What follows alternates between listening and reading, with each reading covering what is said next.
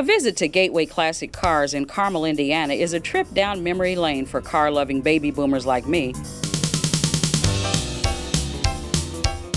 It's also a dose of reality. I had no idea. Still, this is like 25 minutes later, I still have no idea what you're talking about. Meet sales associate Anthony Cunningham, a 24-year-old car-loving millennial.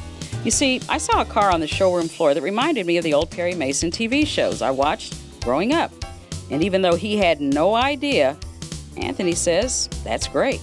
The car has brought us together. I appreciate the car. You noticed the car because it triggered something in your memory to think of that TV show. So something small like that bridges the gap. Anthony's point? Cars just make me happy in general. So when I'm around cars that I like, I just get all happy and giddy like a kid in a candy store as it is. So what is it about seeing this 66 Ford Mustang or this 60s era yellow cab or any number of vintage Corvettes or Cadillacs that makes me happy too? And while we're talking cars, I'll go ahead and add my 2 cents in. This red 1956 Oldsmobile Holiday 98 is one of my personal favorites.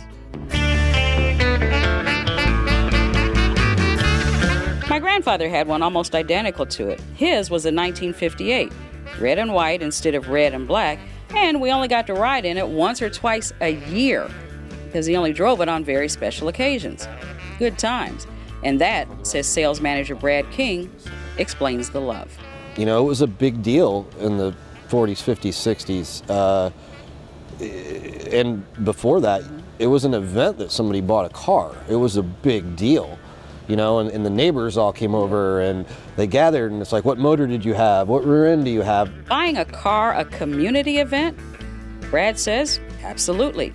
He adds, baby boomer car ownership was more than just racing down the strip in a cool, fast, and fun Mopar or going to the drive-in movies in your ragtop. It was something that was also rooted in shared values. These cars were pretty significant to people, and even the boomers, you know, their parents grew up in the Depression, so